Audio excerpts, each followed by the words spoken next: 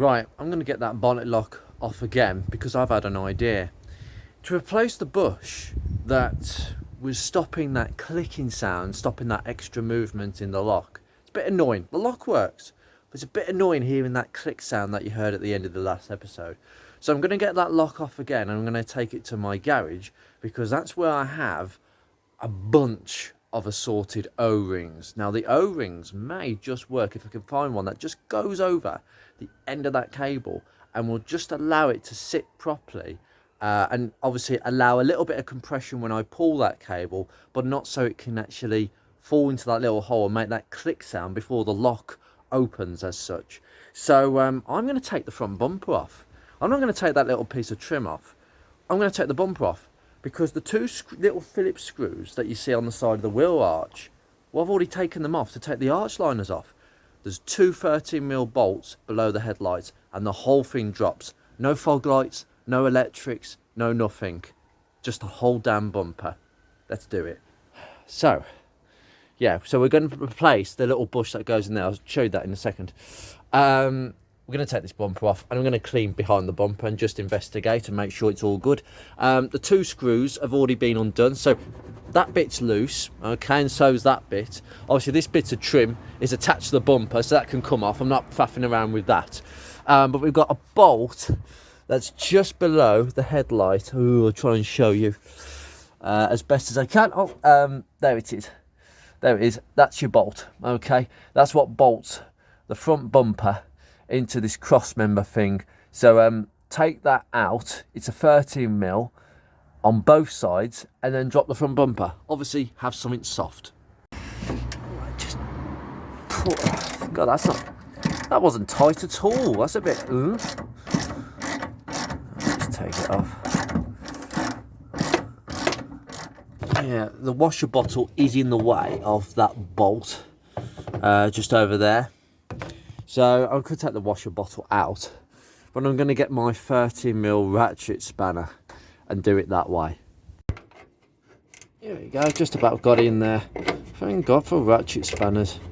Might take a while though. That bolt is off on that side. We're a bit more loose. Now I just need to take the other side off completely.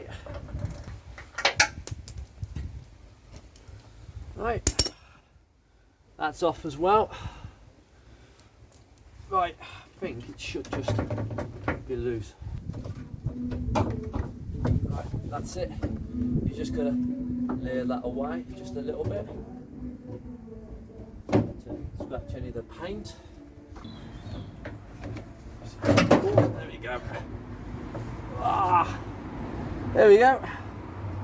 Oh dear me. Right, we put this down. And yeah, nothing to see here. Yeah. Well, I honestly think we've confirmed how solid this is. There's no hidden rust around the seams here. It's all just dry. I mean, looking down there and down there, yeah, it's absolutely fine. Just the areas that you can't get to, just cobwebs. It's going to be done. I just realised these are the original headlights as well. Look at the etching, it's the same that they've got on all of them. Valeo, quality car manufacturer, that is. Car part manufacturer, I should say. It's a lot of quality parts. I'm just going to give this bumper a bit of a clean, some surface rust on the inside, but these are the two mounting points with these washers. I'm just going to pop these nuts on just for security. Now I need to get this off and take the lock down to my garage. I'm just going to clean this up, put this in the house and leave the car to get some air. Yeah, God, they look really different without that bumper. Bit more zinc primer on the inside. That's it, lovely. Just a bit of an area that I actually missed off camera. Right, for first thing, I think I might have to just put a bit more diamond white down here just to make it a bit more neater. Maybe I should have done this in the first place, took the bumper off, but ayo. I'm going to take the cable out, but basically what's happening is that little bush used to sit at the end of that cable knot, and when it goes through into, if I just pull the cable, it sort of disappears, but when it's in situ it makes a noise, so it sort of clicks as it disappears into this sort of hole here. So I'm going to take this out. Well, to be fair, I don't need to remove it as such, but I need to go and get an O-ring that will fit on the end but not pass through here. I'm hoping I can find one. It might be a case of trial and error, but it's definitely worth a try. In the meantime, I'll just clear this up before I go down to the garage with just some basic wet wipes or anything you've got to hand. Oh, lovely, it's all coming up very, very nicely. Ooh, a lot of scum here. It's always the area that people don't see, and I've got to check actually just to make sure. Yeah, we got no rust on the other side. That's good, because this area you don't actually see because the bumper covers it. Yeah, including this area. So I'm pretty pleased. There's nothing to note. That it's just coming away really nicely. Ooh. You join me in the garage, and starting to rain, so I might just cut this video here because I'm under a bit of time pressure, and I have to find my O-rings. Yes, right. Well, I'm going to pick a few of these out and decide which ones to use, and they have to be pretty small. I have to have a look. We'll see how they fit at home. Okie dokie, right. Back at the house. First note, look at how well it's cleaned up. It's just ridiculous. I've done a bit of cleaning down there, but come all the way around it. There's just absolutely nothing to talk about, guys. As usual with this car, there will be something to talk about, but there won't be something to talk about in this case. But I'm just looking at the construction of the bumper itself. Now this is like a polycarbonate bumper or something around this line. It's made of ABS apparently. So tell me, why the hell for the Mondeo Mark 1 did they use a non-ABS style plastic that cracks when they were using ABS before? I don't understand. But there's this like soft material that's embedded inside the bumper. It's glued to sort of the black plastic, and it goes all the way to the ends. It's quite fascinating actually, but it's in such good condition. But anyway, I've tried a couple of O-rings. That one was too big. I've got it off, and I've managed to get the, oh come on camera, focusing. I managed to get the O-ring over the end of the cable. Okay, that should stop this thing smashing into the backside here, which I think was causing the noise. So we'll just fit it in, and we'll see how it goes. So just pop that back in there. Oh no, come on, go in properly. What I've had to do is put the other washer on the other O-ring as well, because it was starting to slip through. And if I just pull that, you see what I mean?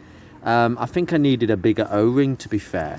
But the pair of them together doesn't allow that to pass through, which is the most important thing. Well, it doesn't allow the small O-ring to pass through.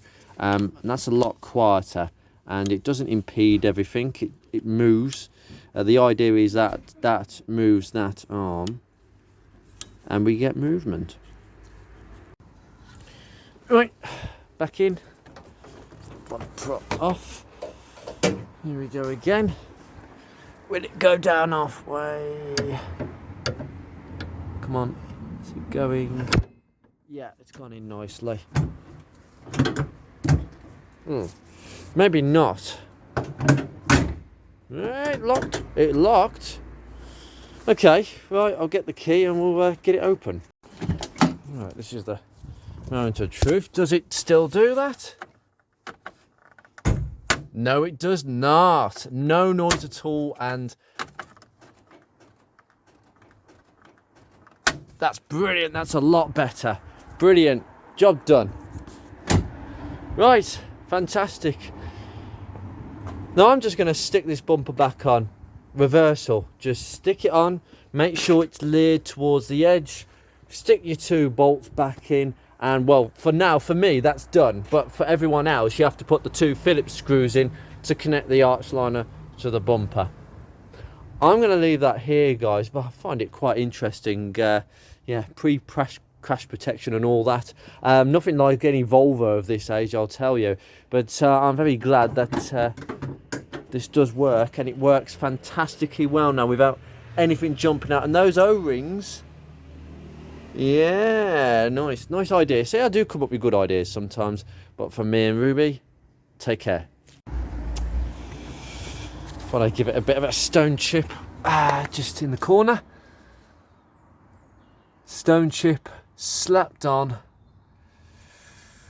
just like they did in the factory, completely slapped on, and you won't be able to see that behind the arch liner. I've left that clear for diamond white. I've just stopped there. All looking good, very good indeed.